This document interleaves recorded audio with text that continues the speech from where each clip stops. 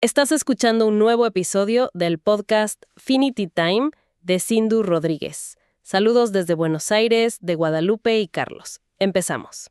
Es un gusto arrancar con este análisis, porque el documento de hoy realmente nos obliga a replantearnos casi todo lo que creíamos saber. Totalmente. Digo, ¿qué pasaría si la pérdida de memoria, la famosa niebla mental y, en última instancia, el Alzheimer, no fueran el resultado de una lotería genética aleatoria? Claro, esa es la visión tradicional, la de una tragedia impredecible. Exacto. Pero, ¿qué pasaría si en realidad todo esto fuera la consecuencia de una asfixia?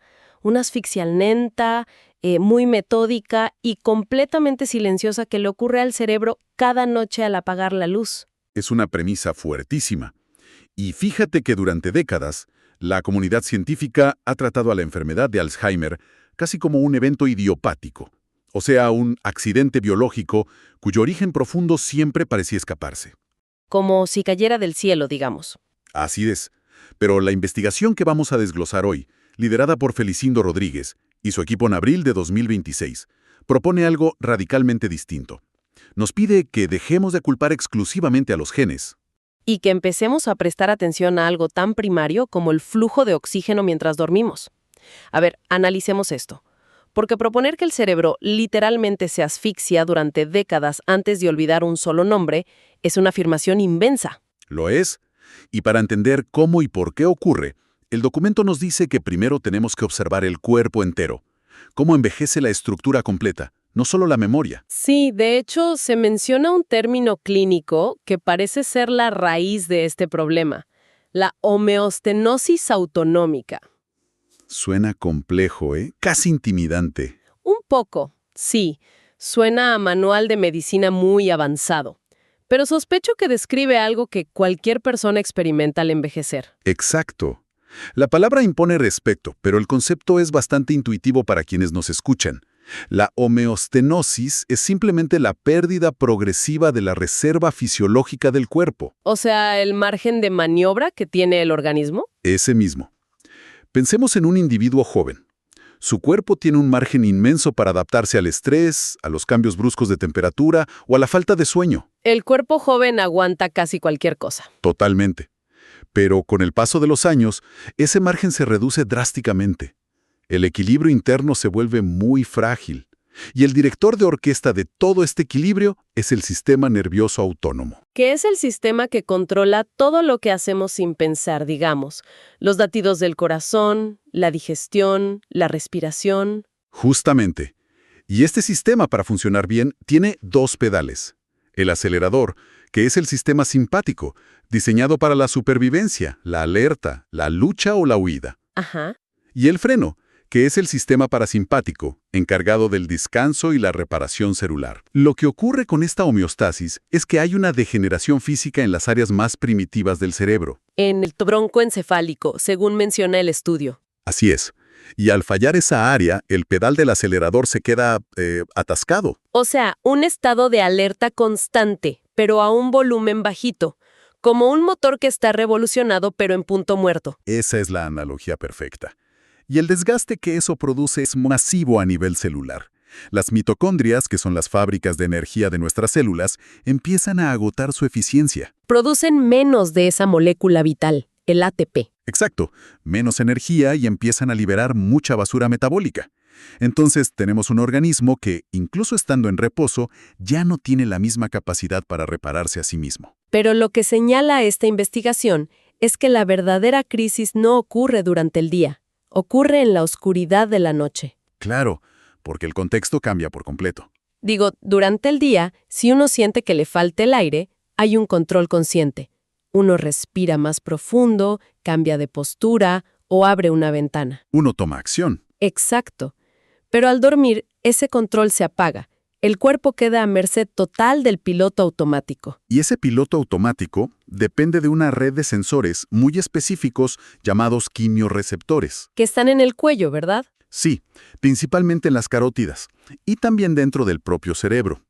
Su único trabajo en la vida es medir constantemente cuánto oxígeno y cuánto dióxido de carbono hay en la sangre. Como un medidor de calidad del aire interno. Exactamente. Si el oxígeno baja o si el dióxido de carbono sube demasiado, estos sensores disparan una alarma. Le dicen al cuerpo que respire más rápido o, en casos extremos, fuerzan un despertar. Pero con esta famosa homeostenosis, asumo que esos sensores ya no funcionan como deberían. Yo me imaginaba esto leyendo el documento. Imaginemos que el cerebro humano envejecido es como un enorme y antiguo edificio corporativo por la noche. Me gusta esa imagen. Y los quimiorreceptores serían... Los detectores de humo instalados en los techos, claro. Exacto. Lo que sugiere el documento es que, con la edad, a esos detectores de humo se les va agotando la batería. El humo, que en este caso sería la caída de oxígeno, la hipoxia, empieza a llenar los pasillos. Y como los sensores están desgastados, la alarma nunca suena. Exacto. El edificio entero está tolerando un ambiente tóxico y absolutamente nadie llama a los bomberos. Esa imagen ilustra a la perfección el concepto médico de hipoxia tolerada. El cerebro pierde sensibilidad. Y a esta falla de los sensores se le suma un problema puramente mecánico. ¿Mecánico en qué sentido? Al entrar en el sueño profundo, los músculos del cuerpo pierden tono. Esto incluye los músculos de la vía aérea que colapsan ligeramente. Y los pulmones envejecidos ya no tienen la misma elasticidad de antes. O sea, menos aire entrando por una tubería más estrecha. Sí. Y con un sistema de alarma que está prácticamente sordo. La presión de oxígeno en las arterias cae de forma drástica. Y esto pasa noche tras noche. Hay algo en este diseño biológico que me resulta muy desconcertante. Entiendo el desgaste, pero ¿por qué el instinto de supervivencia más básico no interviene? Es una duda muy válida. Si el cerebro se está quedando sin un elemento vital, ¿por qué la biología permite esta tolerancia pasiva? Parece un error evolutivo garrafal no despertar desesperadamente buscando aire. Esto plantea una pregunta importante sobre cómo la evolución prioriza el gasto de energía. La respuesta radica en una especie de paradoja biológica. Paradoja. A ver. Despertar a todo el organismo desde un sueño profundo requiere un pico de energía gigantesco.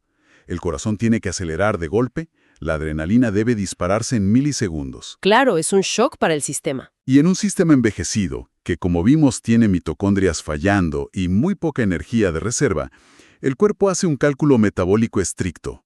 Decide que el costo energético de despertar es demasiado alto. ¡Wow!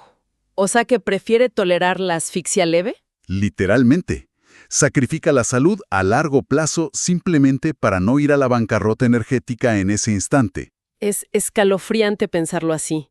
El cuerpo elige asfixiarse un poco cada noche. Y esa decisión tiene consecuencias catastróficas para la mente, sobre todo para nuestra capacidad de soñar. Totalmente. Porque si el cuerpo está en un modo extremo de ahorro de energía, va a empezar a apagar los sistemas que considera no esenciales. Y ahí entramos al territorio del sueño REM. La fase de los movimientos oculares rápidos. Esa misma, que de descanso no tiene nada. Fisiológicamente, el cerebro durante la fase REM es un torbellino. Las neuronas consumen tanto o más oxígeno que cuando la persona está despierta resolviendo un problema complejo. Es el momento de mayor trabajo, donde el cerebro procesa emociones y archiva las memorias del día. Sí, es una verdadera prueba de esfuerzo cardiovascular para el cerebro. Aquí es donde se pone muy interesante, porque tenemos, por un lado, un cerebro que necesita niveles exorbitantes de oxígeno para sostener el sueño REM. Ajá. Pero, por otro lado, el cuerpo físico está atravesando esta asfixia silenciosa, donde el oxígeno está cayendo en picada. Es un choque de trenes. Y se produce un conflicto insalvable. Cuando el sistema nervioso central detecta que el oxígeno no alcanza para el ritmo cardíaco y además para financiar la demanda de la fase REM, toma una decisión ejecutiva. Corta el suministro. Prioriza la supervivencia del corazón y del tronco encefálico e interrumpe violentamente la fase REM, la fragmenta, apagando el consumo excesivo de la corteza cerebral. Es como intentar ejecutar un programa de edición de video súper pesado en un teléfono celular. Que tiene apenas un 2% de batería. Exacto. El sistema operativo no se preocupa por el video. Solo quiere no apagarse, así que fuerza el cierre de la aplicación. Y en la mente humana, al forzar ese cierre, se detiene la consolidación de la memoria. Y literalmente, se borra el sueño. La capacidad de recordar lo que soñamos desaparece. Lo cual nos lleva al estudio de 2026. Porque esto dejó de ser una conjetura teórica, ¿cierto? Lo fascinante de esto es que gracias a los datos masivos, ahora tenemos pruebas. La investigación destaca un estudio longitudinal inmenso, liderado por la Fundación CIEN y el CIEVA. El famoso Proyecto Vallecas, en España, junto a investigadores en Australia. Sí, observaron a más de 1.000 adultos, 1.049 para ser exactos, todos sanos cognitivamente al principio, y midieron algo tan trivial como la frecuencia con la que recordaban sus sueños. ¿Solo con 1.000 personas o había más datos cruzados? Porque correlacionar no recordar un sueño con el Alzheimer suena a un salto enorme. Había muchísimos datos cruzados. Descubrieron que la pérdida del recuerdo onírico no es solo cosas de la edad. Las personas que dejaron de recordar sus sueños tenían niveles altísimos de p-tau 217. P-tau 217. Sí, una proteína en la sangre que hoy es uno de los biomarcadores más tempranos y precisos para detectar Alzheimer, mucho antes del primer olvido. Pero el estudio afirma que este grupo tenía un deterioro cognitivo el doble de rápido. El doble. E incluso descubrieron una correlación altísima con el gen ApoE4, que es el factor de riesgo genético más conocido. Y la conclusión fue que la ausencia de sueños predice demencia a 10 años vista. Así es. Porque esa fragmentación destruye la red neuronal por defecto, que es la red que nos permite reflexionar y consolidar quiénes somos. Me hace preguntarme si en un futuro cercano, un médico simplemente preguntando, ¿recuerda lo que soñó? ¿Podría ser una alerta temprana antes de gastar miles de dólares en un escáner? Esa es la esperanza química, usar el relato onírico como ventana a la salud metabólica. Pero, para entender por qué interrumpir el sueño termina borrando la memoria física, tenemos que mirar la química pura. La creación de las famosas placas tóxicas. El documento detalla 2 mecanismos. El primero, el interruptor base 1. Me pareció de ciencia ficción. Es biología pura, y es asombroso. A ver, si entiendo bien, no es que el cerebro deje de funcionar por falta de aire sin más. El bajo nivel de oxígeno activa un mecanismo de autodestrucción. ¿Cómo es esta cascada bioquímica? Cuando una neurona sufre hipoxia, siente que se ahoga. Para intentar sobrevivir, estabiliza una proteína de emergencia en su interior, el factor IF1-alfa. IF1-alfa. ¿Una señal de alerta? Exacto. Como una luz de bengala que viaja al núcleo de la célula y se une a un gen específico, y al unirse, enciende la producción desmesurada de una enzima llamada base 1. O sea, la falta de oxígeno aprieta el botón de pánico. Y eso enciende la fábrica de la enzima base 1. ¿Y qué hace esa enzima? Actúa como una tijera molecular. Al estar hiperactivada, empieza a cortar indiscriminadamente proteínas en la membrana de las neuronas. Y el residuo de eso es tóxico. Muy tóxico. Genera una avalancha de péptidos beta-amiloide 42. Esos son los bloques que luego se pegan y forman las placas que ahogan al cerebro. Es un hallazgo brutal. La asfixia nocturna es literalmente el catalizador. Y el problema se agrava con el segundo mecanismo. El sistema linfático. Claro, porque mientras la enzima genera basura tóxica, el sistema que debería limpiar esa basura sufre un colapso. El sistema linfático es la red de alcantarillado del cerebro. Depende de unas estructuras llamadas canales de acuaporina 4. Que son como pequeñas válvulas de agua, ¿no? Exacto. Y lo crucial es que este sistema es casi inactivo de día. Solo aumenta su flujo de limpieza en un 60% durante las fases más profundas del sueño. Retomando la analogía del edificio, el sistema linfático sería el equipo de limpieza nocturno. Esperan a que no haya nadie para conectar las mangueras a presión. Pero, debido a la falta de oxígeno, el suministro de energía principal del edificio está fallando. Las luces se apagan y las mangueras pierden presión. Y para colmo, las trituradoras de papel, estas enzimas BACE1 enloquecidas, no paran de escupir residuos a los pasillos oscuros. Es el peor escenario. La basura se produce a un ritmo frenético y el personal de limpieza está paralizado en la oscuridad. ¿Y qué pasa físicamente con toda esa basura estancada? Al interrumpirse el sueño por la falta de oxígeno, el flujo del líquido cefalorraquídeo se detiene. Los desechos tóxicos, el amiloide y la proteína tau, ya no se drenan, se acumulan y se polimerizan. Forman esas estructuras rígidas que se ven en las autopsias. Precisamente.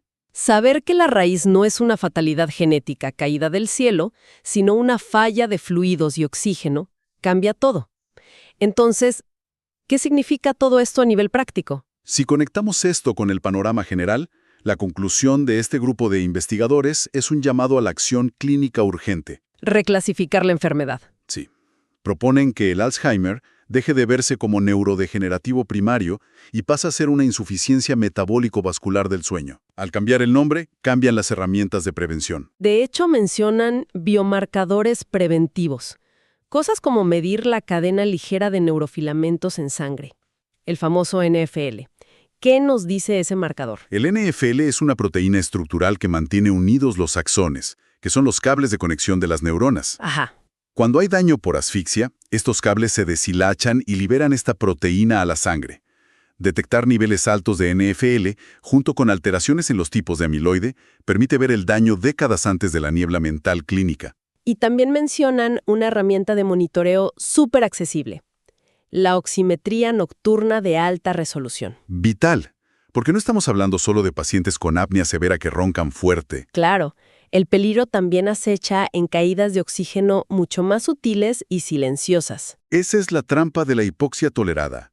Descensos en la saturación de oxígeno por debajo del 92% son suficientes para encender el pánico celular y apagar la limpieza incluso sin un solo ronquido. Esto nos lleva a las estrategias preventivas. Si el enemigo es la insuficiencia vascular nocturna, las armas deben ser el apoyo respiratorio. Sin duda. Dispositivos de presión positiva como las máquinas CPAP o dispositivos de avance mandibular. Dejarían de ser solo para roncadores y pasarían a ser escudos protectores del cerebro. Exactamente.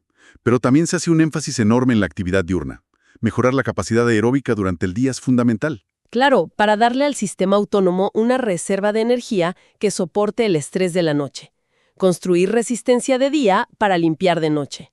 Proteger el descanso ininterrumpido y la oxigenación celular es la intervención preventiva más poderosa que existe. Hay una quietud perturbadora, pero a la vez muy poética en este nuevo paradigma. Entender que la desaparición de los sueños es la alarma de un cerebro luchando a vida o muerte por oxígeno, la perspectiva cambia por completo. Convierte a la experiencia onírica en el barómetro más tangible de nuestra salud neurológica profunda. Exactamente. Quizás prestar atención a nuestro diario onírico, recordar los lugares a los que viaja la mente, sea más que un ejercicio de psicología. Tal vez sea nuestro guardián más temprano. Un centinela silencioso. Un centinela que nos asegura que los pasillos de la mente se están limpiando. Es una invitación para quienes nos escuchan a reflexionar sobre qué tan bien estamos oxigenando esta maquinaria increíble. Y con esto llegamos al final del episodio de hoy. Esperamos que este análisis te haya sido de gran utilidad. Si fue así, déjanos tus comentarios y compártelo.